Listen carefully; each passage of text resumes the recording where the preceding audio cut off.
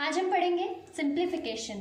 Simplification में हम क्या सीखेंगे? Operations to be done in sequence, यानी कि सीक्वेंस का मतलब तो होता है ऑर्डर, यानी कि नंबर्स में किस तरीके से हम ऑपरेशंस का यूज करते हैं। ऑपरेशंस मतलब हो गया हमारे पास प्लस, माइनस, मल्टीप्लाई, डिवाइड। ठीक है, तो इन ऑपरेशंस को लगाने का भी एक रूल होता है जिसको हम कहते हैं बॉड मास। बॉड मास का मतलब अगर हम इसके इनिशियल्स को देखें तो इसके इनिशियल्स के अकॉर्डिंग इसका मतलब बनता है bracket of, divide, multiply, addition, subtraction. Brackets तीन टाइप के होते हैं, curve bracket, curly bracket, square bracket. अब तीन तरह के ब्रैकेट्स हैं तो उनको लगाने का भी ऑर्डर चेंज होगा। जैसे कि कर्व ब्रैकेट सबसे पहले सॉल्व होते हैं जब भी हमें तीनों ब्रैकेट्स अगर क्वेश्चन में दिखे तो।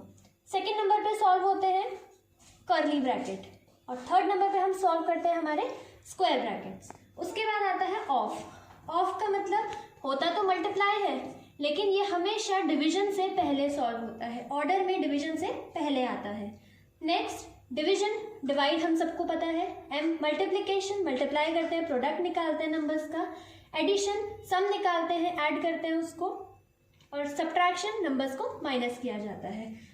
अब अगर हम ये ऑर्डर फॉलो नहीं करते हैं तो हमारा आंसर गलत आ सकता है। फॉर एग्जाम्पल अगर यहाँ पे मैं एक ऑर्डर लेती हूँ जैसे कि 4 डिवाइडेड बाई 2 मल्टीप्लाई बाय 3, अगर हम इसको बॉड मास के रूल के अकॉर्डिंग सॉल्व करेंगे तो क्या आएगा? सबसे पहले डिवाइड होगा, 4 divided by 2 is 2 and multiply by 3, तो 2 मल्टीप्लाई बाय 3 6 आ गया हमारे पास। लेकिन अगर मैंने इसका ऑर्डर फॉलो नहीं करा तो हमारे पास आंसर क्या बनेगा? ऑर्डर फॉलो नहीं करा, पहले मल्टीप्लाई कर दिया तो 3 2 6 और 4 डिवाइडेड बाय 6 क्या होगा? 4/6 आ जाएगा।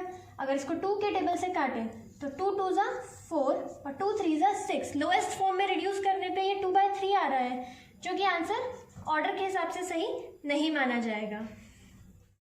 Now let's move on to the question. एक क्वेश्चन करके देखते हैं, यहाँ पे बॉड मास पे ही बेस्ड है। जैसे मैंने यहाँ पे क्वेश्चन नोट किया है 4 10 प्लस 15 डिवाइडेड बाय 5 ऑफ 3। यहाँ पे सबसे पहला ब्रैकेट जो मैंने बोला था ऑर्डर में सॉल्व होता है वो होता है कर्व ब्रैकेट, तो यहाँ पे मुझे कर्व ब्रैकेट इधर पे मिला है -2 मल्टीप्लाई बाय 2। बाकी पूरा question as it is note करेंगे।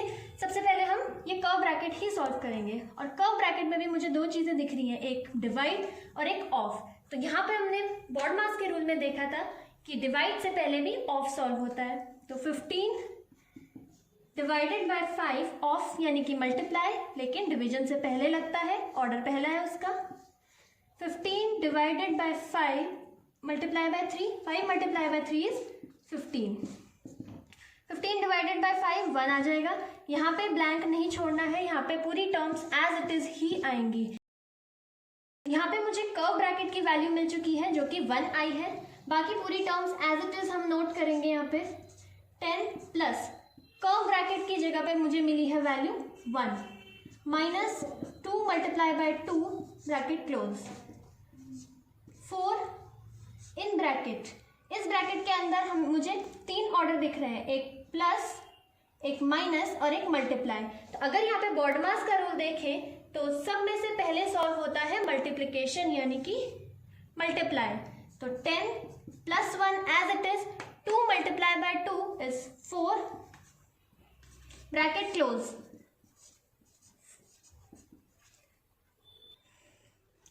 10 प्लस 1 एडिशन और सब्ट्रैक्शन में सबसे पहले सॉल्व होगा एडिशन। 10 प्लस 1 पहले सॉल्व होगा -4, 10 plus 1 is 11 minus 4, 4 in bracket, 11 minus 4 7। यहाँ पे अब हमारे पास सिर्फ स्क्वायर ब्रैकेट बचता है। अब 4 और 7 के बीच में कोई भी साइन नहीं है।